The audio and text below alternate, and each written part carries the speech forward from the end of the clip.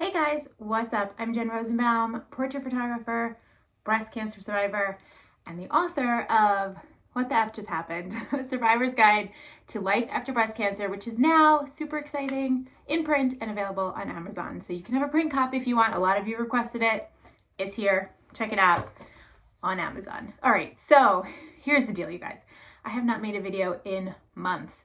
Between the pandemic, homeschooling, surgeries, life, it's just taken over. But today I really wanted to make a video. I wanted to get back on track.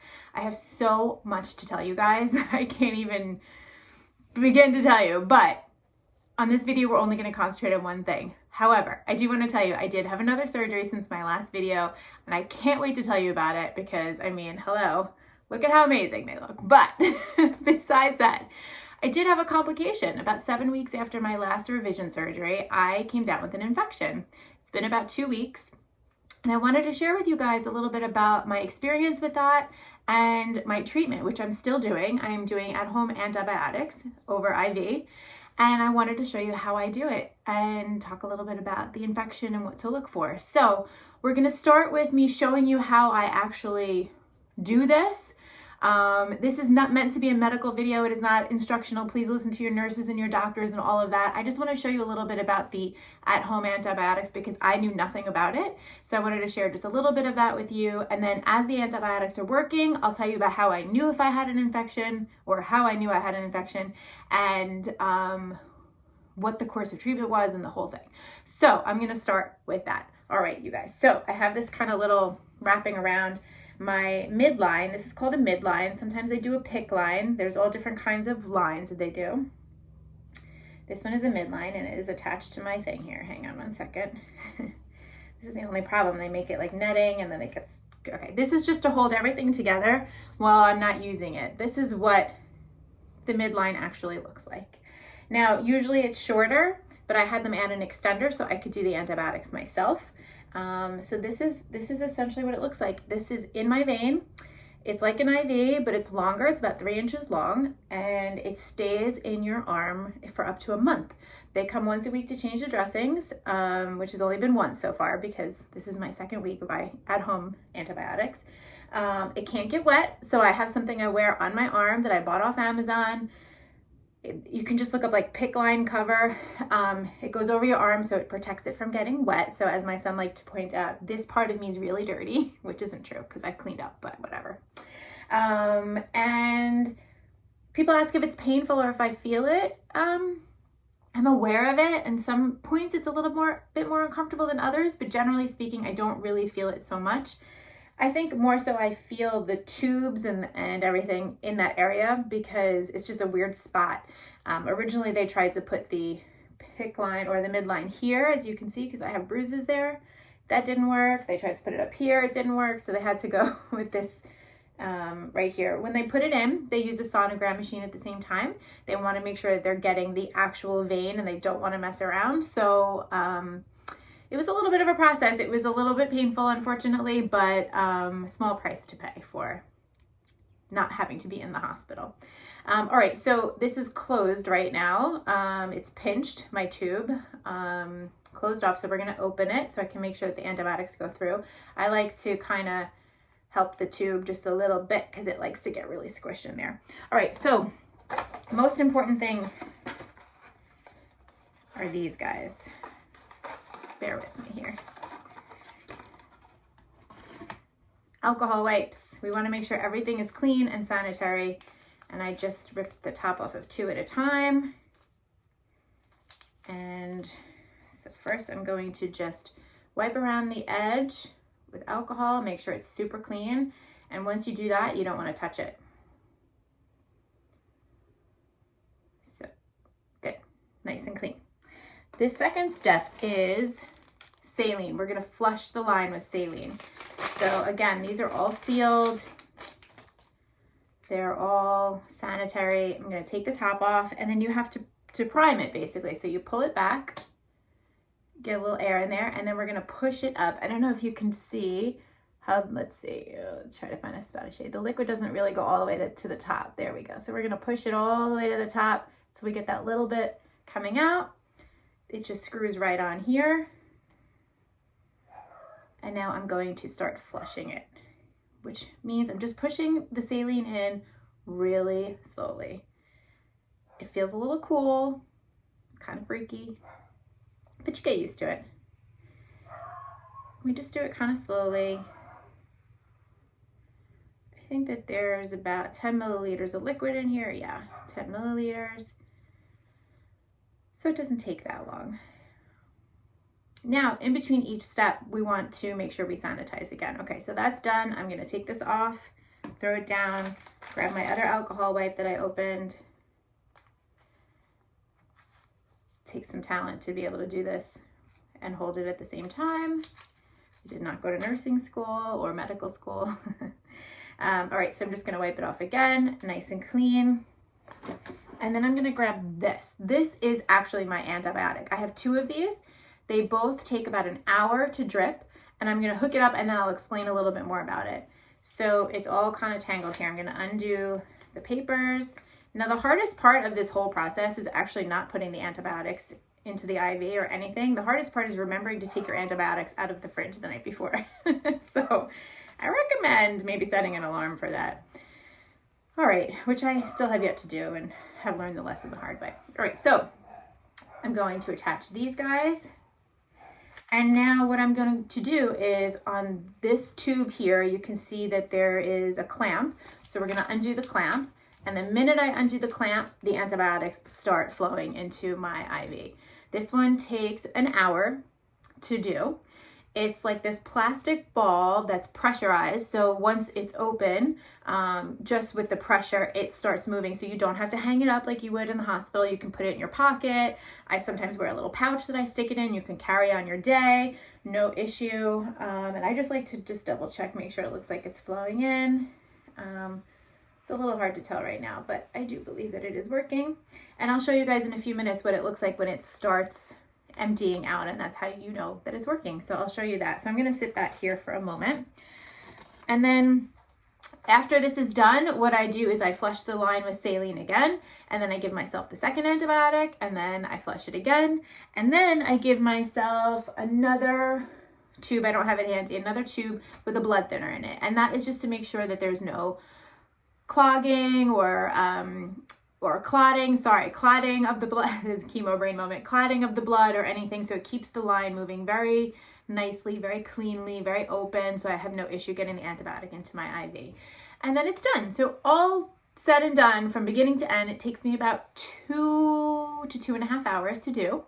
But again, right now, like I could go work on the computer. I could stick this in my pocket. I even went and got my hair done the other day with it in my pocket. Nobody even knew I had it. So you can carry on with your day with it. It's not a problem. The medications themselves are pretty strong and are kicking my butt a little bit, but again, small price to pay. So let me tell you really fast about how I knew I had an infection and the signs that you should look out for. And I'm happy to also answer any questions you might have that I haven't answered. You can make sure that you post them below. So make sure you subscribe to my channel. You like this video, post questions below. But I'm going to tell you about my experience. So 2 Tuesdays ago, I woke up. My daughter was feeling a little bit under the weather. I thought maybe she was flirting with COVID. I wasn't sure. But then I woke up on that Tuesday not feeling well. Really feeling like I got hit by a truck. That was the best way I could describe it. Achy everywhere, really tired. And I just kind of thought, oh, I guess I worked out too hard. I had worked out the day before. And honestly, the workout was really hard for me. Even my instructor said, like, you know, you don't really have the same energy you usually do. I'm like, I know. I'm having a little pain over here. I'm tired. I don't know what is going on. So I was sitting at my computer working. I decided it was going to be a pajama day. So I just was sitting in my pajamas doing my work. And I just couldn't shake this feeling. So I took my temperature and it turned out I had about 101 fever. And I said, you know what, maybe I have COVID. I'm just going to go to bed and sleep it off a little bit. So I went to bed and I slept. Now, for any of you who know me, I don't sleep that much. I certainly never go back to bed in the morning. It's very rare for me. And I slept pretty much all day on and off. It was unbelievable. So finally at 5:30 p.m., I got up to go shower because I had a 6 o'clock Zoom call. So I waited until the very last minute. I get up to go in the shower, I take off my shirt and I see my breast is swollen and it's bright red and I touch it and it's very hot. And I just knew, I said, oh, this is not good. So I hopped in the shower, I took a shower, and then I messaged my doctor and I said, I think we have a problem. I think I have an infection. He asked, I sent him a picture. He called me immediately and said, this is not good. Get to the hospital. So by 7:30, the latest, I was at the hospital. I was in the ER. They started me, he had called ahead, so they started me on antibiotics pretty much right away. I took a COVID test there. It was negative, but it took many, many, many hours to get the results. So I couldn't be admitted into the hospital until the results came. And he came to see me, and we were very concerned, very upset. The entire breast was screaming red. It was so hot I could feel it through 3 layers of clothing. That's how hot it was. And it was painful. It was very swollen. And I was having some pain like right underneath my breast for a few days, which I kind of ignored. I figured, like I said before, I just pulled a muscle or something. So they started me on antibiotics. The doctor basically said to me, don't eat anything, don't drink anything. If this is not going to resolve at all overnight, then we're going to have to go into the operating room tomorrow and do one of 3 things. Either 1, clean up the implant, go in there, clean out the infection, make sure everything's okay.